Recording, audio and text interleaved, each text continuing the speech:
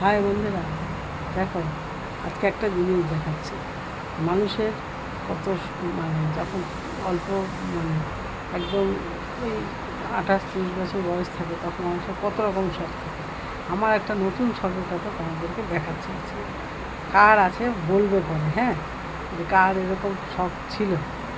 এখন আমি সেগুলিকে আলমারি থেকে কালকে একটু বের করে শখটা নিজেই পূরণ করেছি।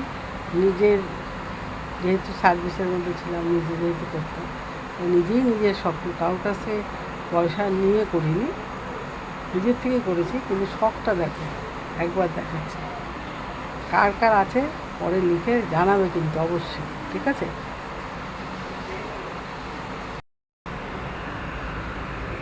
এই দেখো বন্ধুরা, আমার শখ ছিল ব্লাউজের, ভ্যারাইটিস শাড়ির সাথে ভ্যারাইটিস ব্লাউজ কিনতাম শুধু না, ব্লাউজ বানাতাম বানিয়ে পরতাম।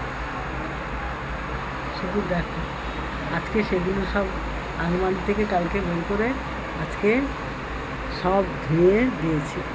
এই যে দেখো, প্রত্যেকটা ব্লাউজের কিন্তু বেশ দামই ছিল। এই দেখো এই যে ব্লাউজটা দেখো,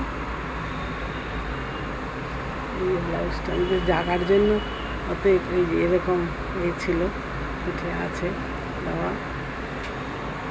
এই দেখো কত রকম, কত রং, কত কি। এই দেখো এই যে শাড়ির সাথে ম্যাচিং।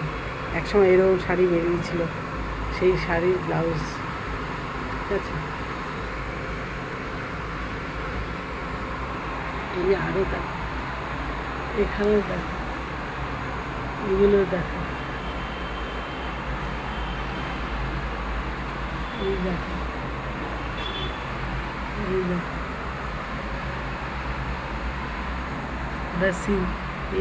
তখন একরকম শাড়ি বেরিয়েছিল, সেই শাড়ির পাড়ের ব্লাউজ। এই দেখো, ঠিক আছে? এখন আর শাড়ি পরা হয় না বলে দৌড়ে এত জীবন এরকম দৌড়ের প্রতিযোগিতায় লেগে গেছে যে শখ করে কোনো কিছু পরে বেরোনোর সময় থাকে না। আমার মোট 70টা ব্লাউজ আজকে তাই ধুয়ে দিয়েছি।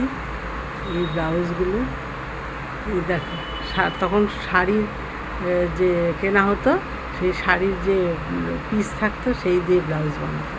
এই শাড়ি আছে আমার 4 পিস, এগুলোকে সব ধুয়ে দিয়েছি। এরপরে আমি ভাবছি ইস্ত্রি করে এগুলোকে গুছিয়ে রেখে দেবো। তাই এইরকম ব্লাউজের স্টক কার আছে অবশ্যই জানিও, ঠিক আছে? রাখলাম তাহলে, দেখলে আমার ব্লাউজের স্টক, ঠিক আছে? অবশ্যই জানাবে কার আছে।